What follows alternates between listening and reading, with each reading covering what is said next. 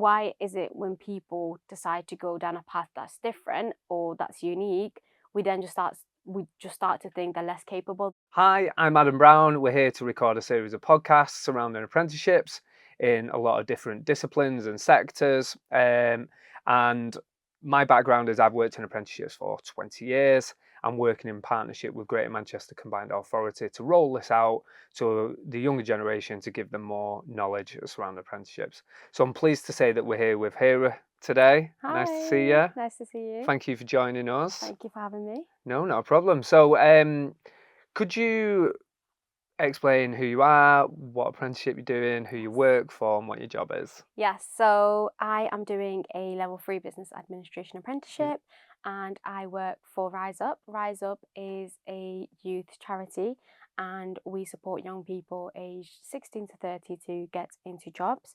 My job role at Rise Up is a work placement officer and I'm basically the bridge between the employers and the young people. So I support young people getting into jobs. So once they're job ready, I then speak to employers and do like the employer engagement side of things and then sort of also liaising with the young people. So, surrounding your educational pathway, I know that you've followed a different pathway and then ended up carrying out an apprenticeship. Yes. So, what was your educational route to date? Right.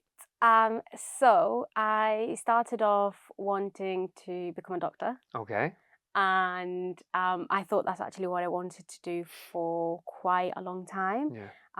I sort of started realizing towards the end of my GCSEs, maybe this isn't the route I want to go down.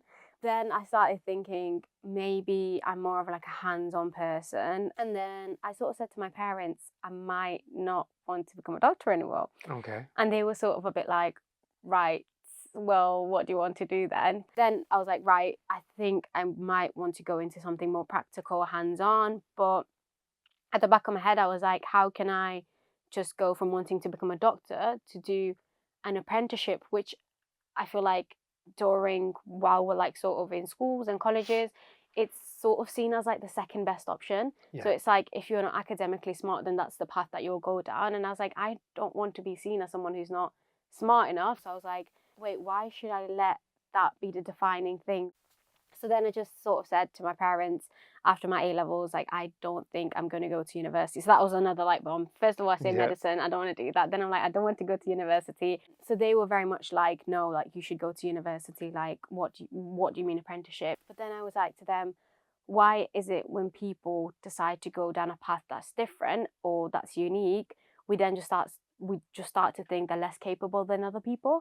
That's amazing, honestly. And thank you for being so open and honest about that, because it will resonate with a lot of individuals that are going to be watching this. So where did you learn? Where did you learn about apprenticeships?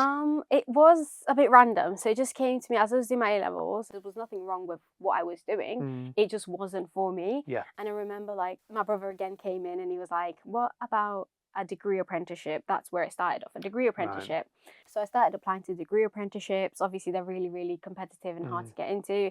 Also, considering my A-levels were sciencey and the ones I was applying for were like the complete opposite from one another apprenticeship sort of interview to another, and it just sort of kept going. And then I just ended up going from degree apprenticeship. I was like, that's not really happening, so I think I'm just gonna get rid of that for now. It's just going on like a normal sort of level 3 apprenticeship. Yeah. But even that, I think it's just something that opens so many doors for someone who doesn't want to go to university. Thank you for being truthful, honest, and I'm sure the audience will really resonate with what you've said. So thank you. Welcome. Thank you for having me.